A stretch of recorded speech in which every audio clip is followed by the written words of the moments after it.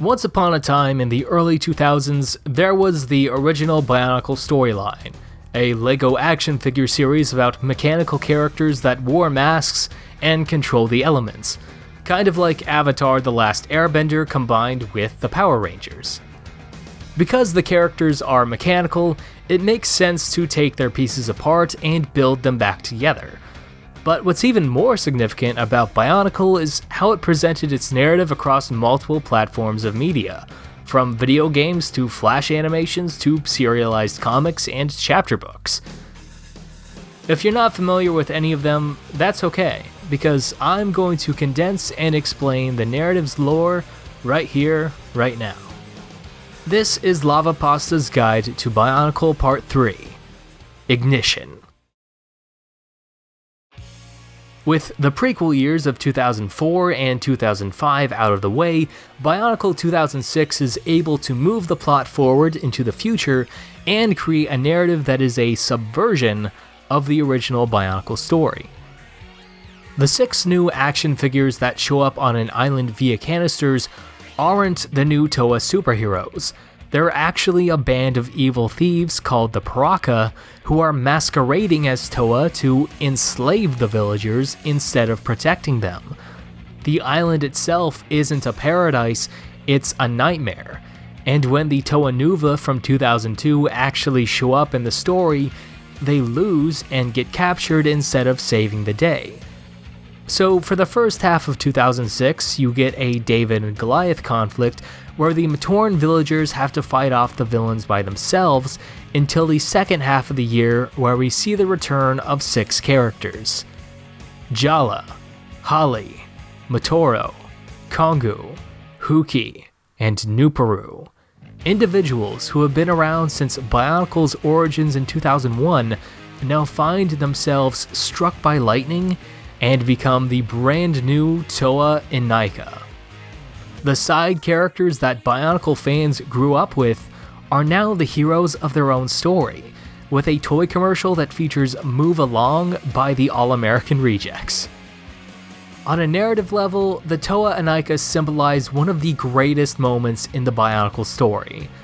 But on a character design level, the Inika builds are actually really disappointing, with weird rubber mask molds that aren't compatible with other LEGO parts, and they all share the same general building style that becomes a cookie-cutter template for designing future characters.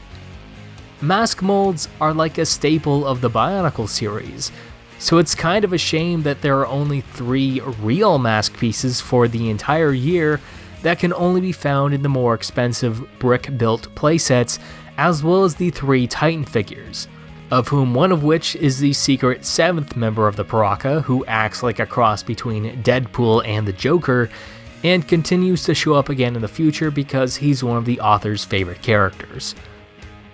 While 2006 has some pretty lackluster character designs, I still really enjoyed the year overall because of the huge amount of content, ranging from the All-American Rejects Free the Band promotion to the BIONICLE Heroes multi-platform video games made by the same developers as LEGO Star Wars. The main goal of the Ignition storyline is about finding the Mask of Life, a MacGuffin that the protagonists need to save the life of Mata Nui, the great spirit of the BIONICLE universe. In other words, God is dying, and if he isn't healed, the universe will die along with him. This plotline continues into 2007, in which the Mask of Life has drifted down to the bottom of the ocean, where we find our new villains, the Baraki, a group of 6 convicted warlords who want to use the Mask of Life's power to escape from their underwater prison, and also not look like fish people anymore. While they might initially seem like a retread of the Piraka from 2006, the Baraki are a lot more competent and feature a variety of different colors with unique building techniques that resemble aquatic lifeforms in the deep sea. BIONICLE 2007 may have some of the worst play features ever, like the rubber squid launchers and plastic Gatling gun rockets, but it also featured a lot of really good character designs for the action figures. When the Toa and Inika are transformed and nerfed into the Toa Mari, the figures now display brighter colors and more diverse character designs that give each protagonist their own specific silhouette. Holly has majestic water wings, Kongu can dual wield, Nuparu has a giant shield, and Jala gets a little crab friend, which makes it a lot easier to tell the characters apart from each other. Although I wish that the ocean environment was more colorful and diverse, I have to admit that 2007 was an underrated year that gave the audience better character designs and even brought back the original big bad villain Makuta, who is still alive and is a weird slime ghost that is possessing the body of a robot prison guard. It's complicated. In 2008, we actually move away from the Toa Mari and catch up with the Toa Nuva, who have now been upgraded with adaptive armor jetpacks to help them finally revive Matanui from his 1,000-year slumber and fight against the Brotherhood of Makuta that stand in their way.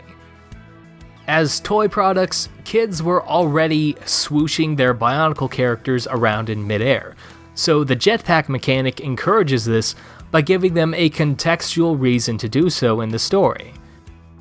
For this year, the Toa have been split up into 2 teams of 3, so that each product wave has 3 hero characters with 3 villain characters to fight against.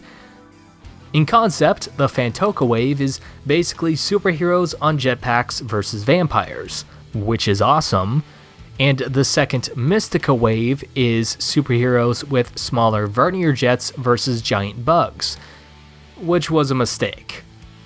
Not the bugs, just the superheroes, because they bear no resemblance to their original character designs.